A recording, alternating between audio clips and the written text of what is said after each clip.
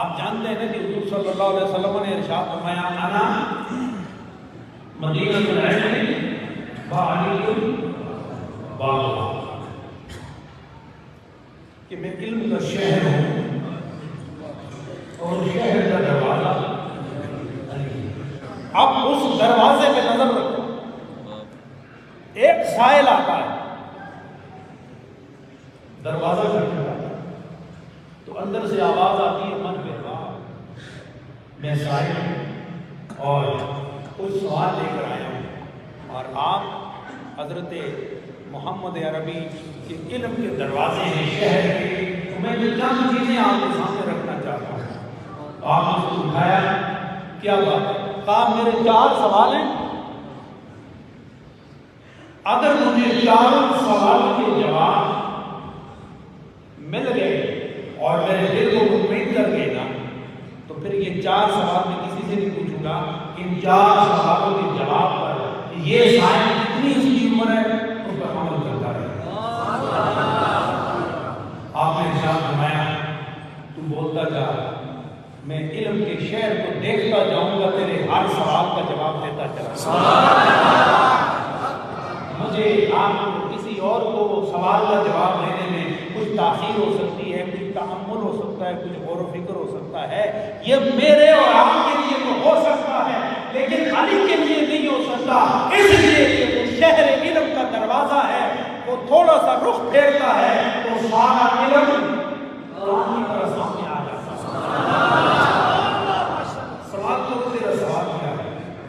وہ حضرت علی یہ بتائیں کہ قریب کیا ہے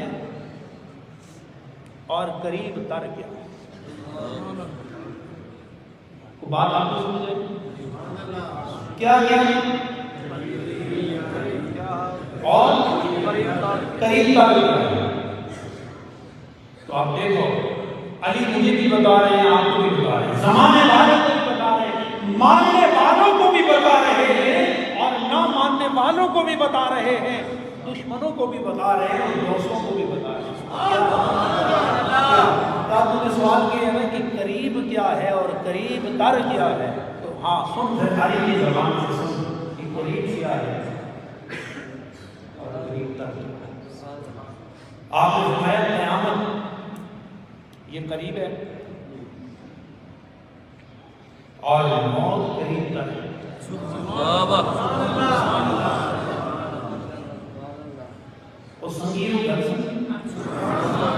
سوال تھا نا کہ قریب کیا ہے اور قریب تر کیا ہے، تو آپ نے ارشاد فرمایا قیامت قریب ہے اور موت۔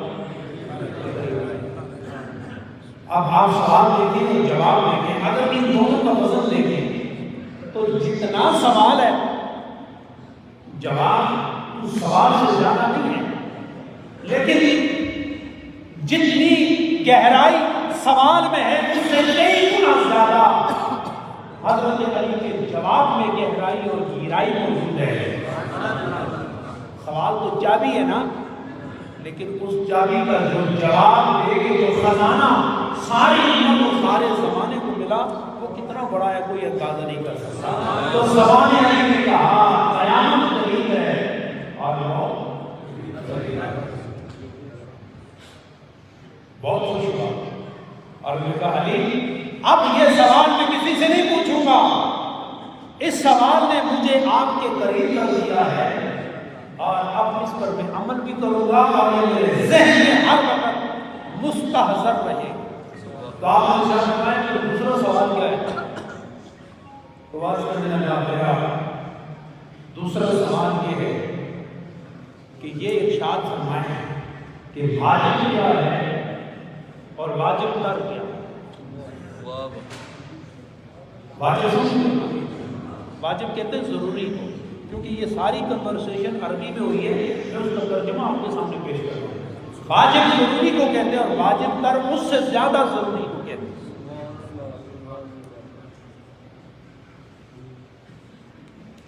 علی بتائیں واجب کیا ہے اور واجب تر کیا ہے؟ تو آپ نے ارشاد فرمایا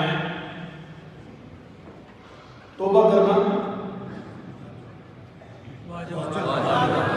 توبہ توبہ کرنا واجب ہے اور گناہ نہ کرنا واجب ہے.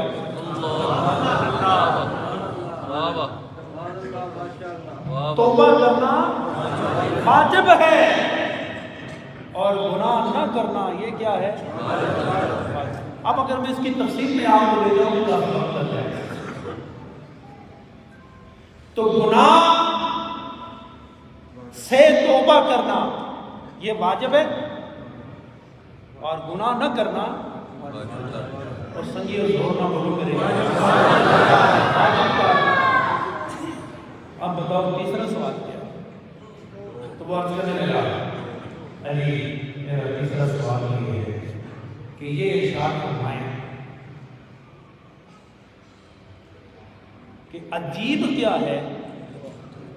اگلا تو دوسروں کو پتا عجیب بات کیا ہے. عجیب کس کو کہتے ہیں؟ جس سے سمجھ نہ آتا. آپ کسی آدمی کو کہتے ہیں یار تھوڑی دیر پہلے تو آپ نے ایک کہا تھا ابھی آپ یہ کہہ رہے ہیں مجھے آپ کو سمجھ نہیں آ رہی آپ ہیں بڑے. یہ بات ہے یہ عجیب ہے. صبح شام تو یہ عجیب ہے. یہ آسمان ہے یہ رنگ بدلتا رہتا ہے. دنیا یہ رنگ بدلتی رہتی ہے. عجیب طریقہ آپ نے ارشاد فرمایا یہ جو آپ کو عالمی شخص کے ہاتھ نظر آ رہا ہے یہ دنیا نظر آ رہی نا یہ رنگ بدلنے والی رنگ بدلتا ہے آسمان کیسے کیسے.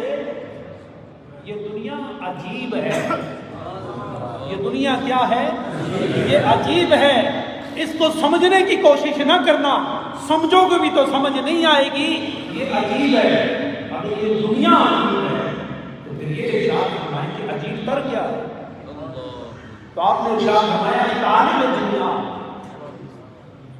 طالب دنیا یہ عجیب ہے.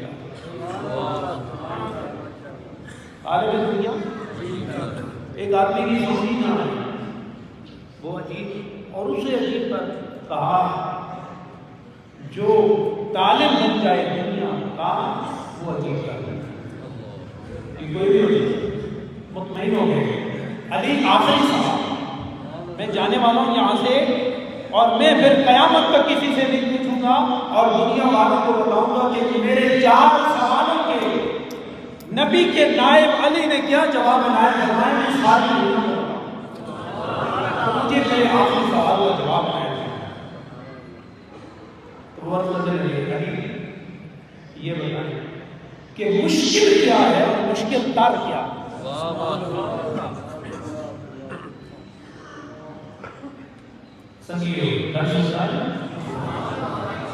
سمجھ میں آ جائے نا صرف سوال سمجھ میں آ جائے تو آدھا نہیں بندے کو آ جائے. علی بتائیں کہ مشکل کیا ہے اور مشکل تر کیا. تو آپ نے فرمایا قبر میں اترنا یہ مشکل ہے. تو اب مشکل تر کیا ہو یہ آپ کو بھی سوچ یہ مجھے بھی سوچ.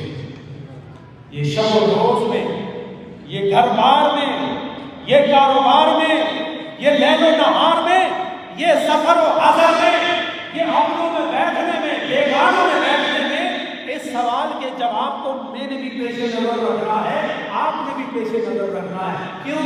اگر قبر میں اترنا مشکل ہے تو پھر کس سے زیادہ مشکل ہوگا. اگر آپ اسے کسی ایک کو میں کہوں کہ آپ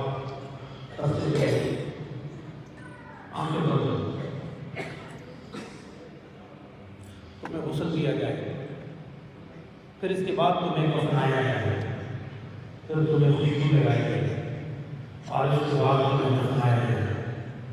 اب اس سے پوچھو کہ مجھ پر کتنی بڑی مشکل ہو. ایسا ممکن ہے؟ پھر خاص سارے کام یہ مشکل ہے نا. ایک زندہ آدمی کو غسل میت دینا اس کے لباس کو اتار کے کفن پہنانا پھر اس کو زمین کی قبر کی طرف لے کر جانا اور تھوڑی سی ہمت کر کے وہ وہاں چلا جائے اور